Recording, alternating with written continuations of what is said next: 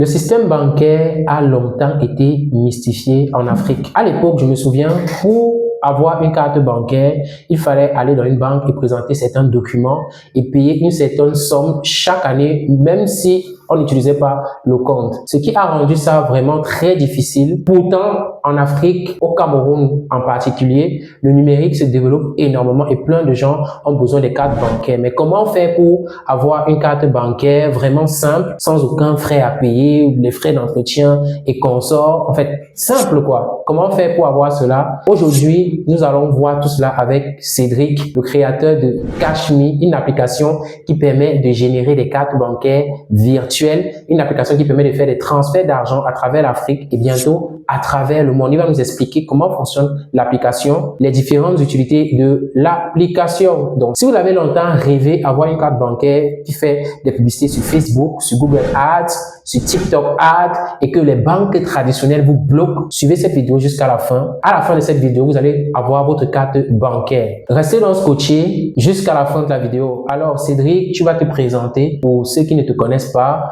Tu vas parler peut-être de ton expérience académique, professionnelle et tu vas un peu nous parler de Cash.me. Exactement. Alors bonjour à tous, moi c'est Cédric. Donc moi j'ai fait mes études ici au Cameroun. J'ai fait un baccalauréat scientifique ici au Cameroun à Yaoundé. Et après mes études, après mon baccalauréat, j'ai fait des études d'ingénierie en télécommunications en Afrique du Sud. Et après j'ai fait un master en ingénierie informatique en Allemagne. Donc c'est après ça j'ai travaillé pendant 5-6 ans dans le milieu de l'aéronautique et j'ai décidé de rentrer au Cameroun en 2022. Voilà, grâce à ce nouveau projet qu'on appelle Cash.me, j'ai eu à mettre sur pied avec d'autres partenaires bien sûr et voilà, donc on va en discuter plus. Ok.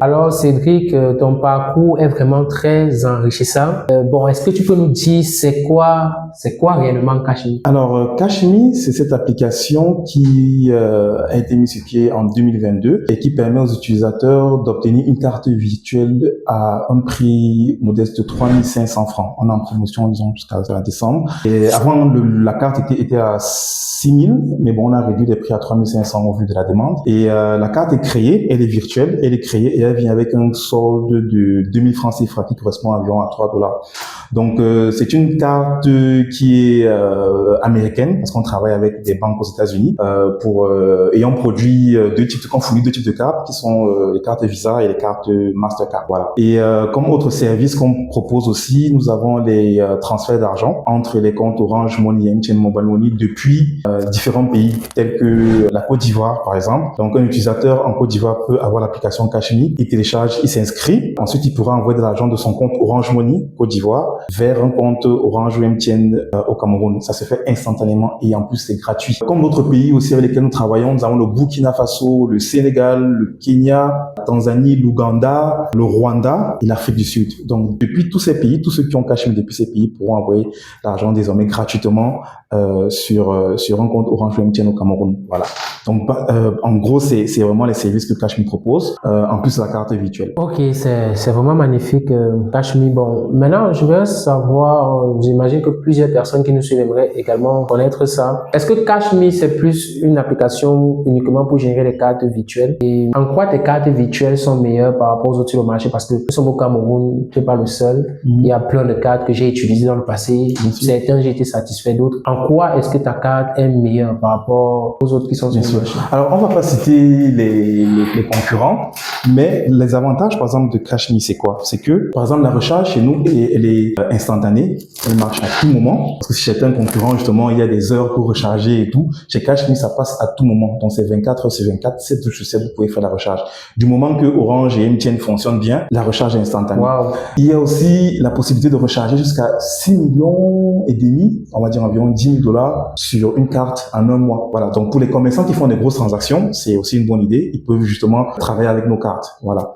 Et aussi, on pense aussi où justement, pas tout le monde qui est commerçant. Il y a des jeunes jeunes, par exemple, qui font des petits business sur Facebook, ils ont aussi la possibilité de recharger leur carte à tout moment et gratuitement. Et l'autre gros avantage que Cash.me a justement par rapport aux concurrents, c'est que notre service client est toujours disponible. C'est-à-dire, on répond toujours présent, que ce soit le dimanche, entre le week-end en général, on est toujours présent et prêt à aider nos moi, j'ai eu ces problèmes-là. Je suis un bon utilisateur des cartes virtuelles. Dans certaines cartes, parfois, tu recharges, ça passe pas, tu écoutes le service client, ils te répondent pas. Ouais. Et parfois, même, il y a certains gens, quand tu recharges, tu veux retirer ton argent, ils sont même pas en ligne, le service passe pas, ils partent avec ça. Il y a énormément de malhonnêtes, quoi. Je suis d'accord. Nous, on essaie justement de corriger ça. Parce que justement, quand on est dans un nouveau projet, il faut voir ce que les concurrents font et on essaie de corriger. Par exemple, au niveau de les retraits, bon, pour être honnête, ça dépend, les retraits ne dépendent pas seulement de nous, hein, ça dépend aussi de nos fournisseurs, ceux qui gèrent les Visa et Mastercard. Par exemple, chez nous, Mastercard, les retraits sont instantanés. Vous pouvez venir à 2 heures du matin, vous faites votre retrait, ça va passer. On l'a juste plafonné à 50 000 par jour et un retrait par mesure de sécurité. Parce qu'on peut pas non plus mettre des retraits à 200, 300 000, je dis n'importe quoi, même 400 000. Et si un jour vous faites par exemple pirater votre compte, vous voyez, la personne a accès à votre compte et peut vous vider le compte. Donc, on préfère justement mettre des plafonds, voilà, de 50 000 par jour. Comme ça, au moins, même s'il y a un problème, vous avez le temps au moins de nous appeler, on bloque la carte et tout. Voilà. Par contre, chez Visa, pour être honnête, ce n'est pas tout le temps automatique les retraits. Ça peut mettre jusqu'à 10 minutes, des fois, ça peut mettre 24 heures même. Mais dès qu'il y a un problème, vous nous contactez sur le support client, on est toujours prêt à gérer, à temps. Ok. Et il y a quelle différence entre carte Visa et Mastercard? Voilà. Disons que nous, on travaille avec 2 partenaires différents. C'est 2 banques aux États-Unis avec lesquelles on travaille. Donc, nos cartes Mastercard ont l'avantage d'être ce qu'on appelle des cartes 3DS. Donc, vous entendez pas les codes 3DS? 3DS, c'est quoi? C'est un mode de sécurité avancé sur les cartes. C'est-à-dire, quand vous allez, par exemple, faire une transaction, par exemple, pour acheter, c'est pas un billet d'avion, peut-être pour $1 000, on vous envoie un code OTP qui permet de vérifier la transaction. Voilà. Les autres cartes traditionnelles que vous avez virtuelles n'ont pas cette facilité des 3DS. C'est-à-dire, à partir de certains moments, c'est facile à pirater. Voilà. Même pas facile à pirater, vous pouvez pas, par exemple, faire des achats de $700, de $800, certaines cartes. Donc, avec la 3DS, ça veut dire Secure, 3DS Secure, c'est par rapport à la sécurité de la carte, vous pouvez valider des montants qui vont au-delà de $1 000, $2 000, $3 000, par exemple. Notre Mastercard permet aussi de faire des achats sur des sites de crypto-monnaies, voilà, qui n'existent pas sur le marché jusqu'à présent. Voilà. Donc, vous pouvez, bon, pas Binance Cameroun, mais Binance, par exemple, quelqu'un qui est en Côte d'Ivoire ou bien dans un autre pays, au Burkina Faso, peut faire ses achats avec sa carte Mastercard Cash sur les sites de crypto, par exemple, ou bien sur les sites de paris sportifs aussi. Voilà. Donc, elle marche, et les sites de trading. Voilà. Donc, on a tendance à plus diriger nos clients de cette carte-là. Le seul inconvénient, c'est que, bon, c'est pas un inconvénient, mais il y a un logiciel justement qui est utilisé pour la vérification d'identité là. C'est-à-dire, on demande, il faut une CNI, par exemple, du Cameroun, une CNI valide. À jour, et ça doit être une photo prise lisible, claire, voilà. Ça ne prend pas de récépissé. Pas de récépissé. Parce voilà que le problème. Le problème, c'est qu'au Cameroun, justement, voilà, les cartes ne sortent pas. Ça peut être un handicap. Du coup, la carte Visa est là pour pallier à cela. C'est-à-dire, avec la carte Visa, ça offre aussi les mêmes fonctionnalités. C'est une carte prépayée. On peut faire des achats sur Alibaba, Pinduoduo, Google Ads, Facebook. Donc, pour avoir la carte Visa, on n'a pas besoin de la CNI. Pas besoin de la CNI. Non, vous pouvez avoir la CNI, bien sûr, mais c'est pas obligatoire. Vous pouvez utiliser le récépissé, vous pouvez utiliser le permis de conduire, vous pouvez utiliser, c'est pas la carte consulaire. Comme il y a par exemple des Centrafricains, des Nigérians qui vivent au Cameroun, ils n'ont pas de CNI, ils utilisent des cartes consulaires. Donc, eux peuvent avoir la. Oui, je dis ça parce que même les Camerounais, moi, les Camerounais n'ont pas, oui, les Camerounais n'ont pas de CNI, fonctionnent avec les récépissés. Donc, du coup, on bascule tout le monde, voilà, les visas, parce que là-bas, c'est plus simple à avoir. Ok. C'est instantané. Et je vais te poser une autre question. Oui. Quelles sont les principales plateformes sur lesquelles cette carte passe? Est-ce que la carte passe d'abord sur Facebook? Les deux cartes, oui, Facebook, c'est la base. Facebook, c'est la base pour faire publicité. Facebook, Instagram, voilà, le méta en général. Certains utilisent ça sur Snapchat. C'est une carte américaine, donc elle marche sur tous ces sites sans problème. Waouh. Voilà. TikTok, sans problème, sans blocage. Sans problème, sans blocage. Parce que on a des milliers d'utilisateurs qui font, ils achètent souvent des pièces. Parce que moi, je connais pas trop TikTok, mais ils achètent souvent des pièces TikTok Coins et tout, avec nos cartes virtuelles. Donc, ça marche très bien dessus. Okay. Voilà. Donc, vous comprenez, les amis, vous qui avez des problèmes avec Google, Facebook, là, ça marche sur Google, non? Sans problème, Google Ads. Parce que Google est très strict. Voilà. Bon, c'est vrai, j'ai testé, mais je voulais que tu parles. Bien sûr, il a testé, c'est très important, il a testé. Et moi-même aussi, parce que quand il m'a dit ça, vu que je n'utilise pas trop Google Ads, j'ai créé un compte Google Ads le même soir, j'ai mis ma carte dessus et ça a fonctionné. Donc, voilà. Il n'y a pas de souci, ça marche sur Google Ads. Waouh, c'est super. Bon, maintenant, on va partir sur le nerf de la guerre, Ouais. les prix. Les prix, Oui, combien coûte le dollar, oui, combien voilà, coûte le l'euro? problème, justement. Est-ce qu'il y a la TVA sur la carte? Est-ce qu'il y a les frais d'entretien? Ça, c'est vrai. Voilà, c'est vrai. C'est une bonne question. Bon, sur les cartes Mastercard, sur nos Mastercard, il y a un frais d'entretien de $1 chaque mois qui est obligatoire. Et si c'est que vous ne payez pas de $1 là, la banque va détruire, va suspendre complètement la carte. Il y a aussi Mastercard prélève 1% sur tous les achats que vous faites en ligne. C'est-à-dire, 1% qui varie de $1 à $5. Ça veut dire que si vous faites un achat de $100 en ligne, Mastercard vous prélève $1. Donc, le coût total de l'achat va être $101. Ça, c'est comme ça que Mastercard fonctionne. Maintenant, les retraits sont instantanés, comme je l'ai dit. La carte n'a pas de problème, elle fonctionne. Pour recharger. Pour recharge instantané. C'est gratuit. Gratuit, 0 francs. Gratuit, c'est 0 francs. Maintenant, nos cartes Visa, qui sont aussi des cartes américaines, là-bas, pour faire justement on parle de quoi là, les publicités Facebook passent sans problème. Les frais de transaction en ligne sont élevés environ à 2,5% pour des achats qui sont faits sur des sites non américains. Donc, par exemple, pour les commerçants qui font les achats sur Pinduoduo ou bien Alibaba ou bien AliExpress, c'est des sites qui sont pas américains, ils doivent prévoir 2,5% de plus que le montant. Ça veut dire que si vous faites un achat de $100, il faudra prévoir 2,5$ en plus pour que la transaction puisse passer. Voilà. Par contre, là-bas, chez Visa, on n'a pas de frais d'entretien. Donc, à la fin du mois, voilà. Mais on conseille quand même à nos utilisateurs de laisser toujours au moins $2 ou $3 sur, que ce soit Visa ou Mastercard. C'est important. Parce que le problème qu'on a, c'est qu'il y a beaucoup d'utilisateurs qui font, par exemple, des publicités Facebook et qui laissent leur carte sur Facebook sans recharger.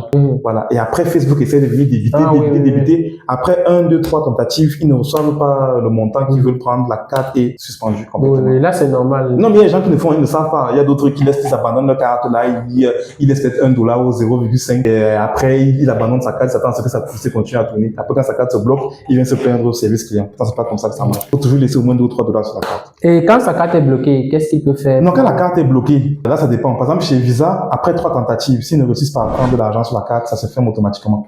Et c'est fini. Donc, il faut seulement reprendre notre carte.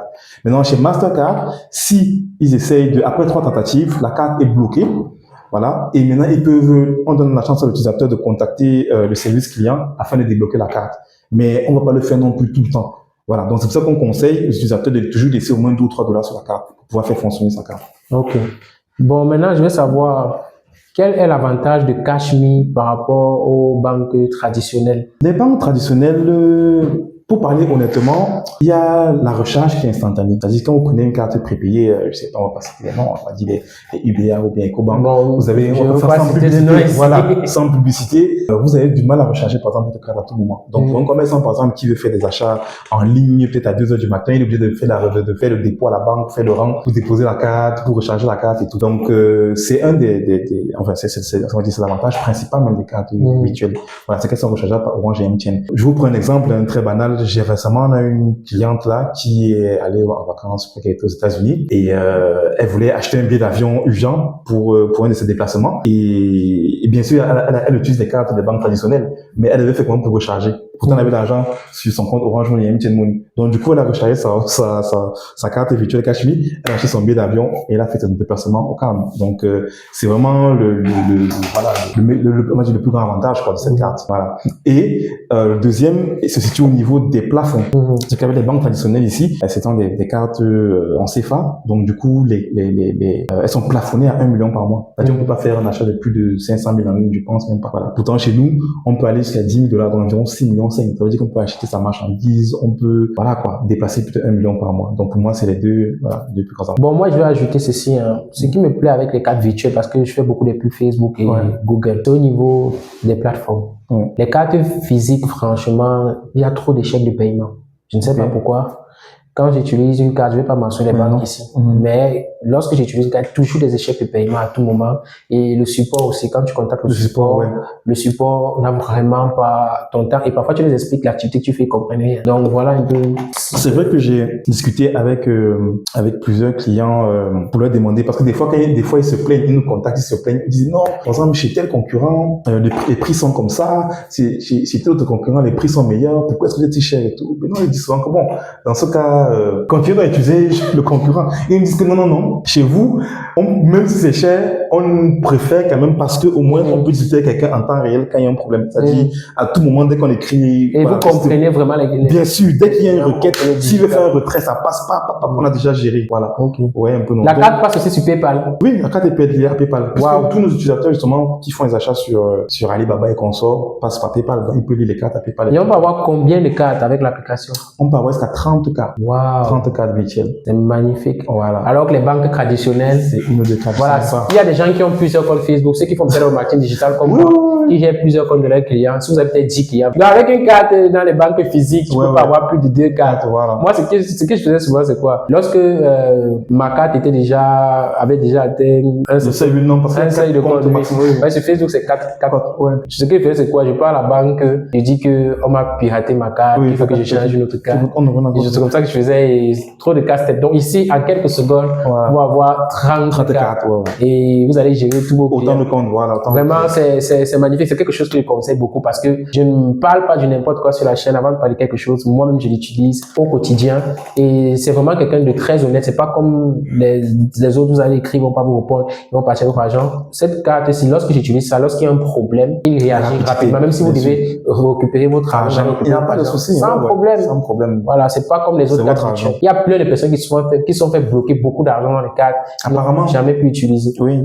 Avec ça, c'est vraiment pas comme ça. C'est une carte qui se fait aller très loin, conquérir le marché. Donc, sachez que c'est du sérieux. Bien sûr. On arrive donc à la fin de cette vidéo. J'espère que vous avez énormément appris et que dès à présent, vous pouvez créer votre compte Cash.me et votre carte bancaire payée sur des sites comme Facebook, Google Ads, Alibaba, PayPal et consorts. Pour avoir votre carte Cash.me, autant pour moi, c'est très simple. Vous allez sur Play Store, vous tapez Cash.me, l'application va sortir. Pour ceux qui ne savent pas comment faire tout ça, qui ne veulent pas se casser la tête, vous allez m'écrire sur le numéro WhatsApp juste en dessous de cette vidéo. Je vais me charger de tout créer pour vous. On se retrouve dans une autre vidéo. Ciao, ciao!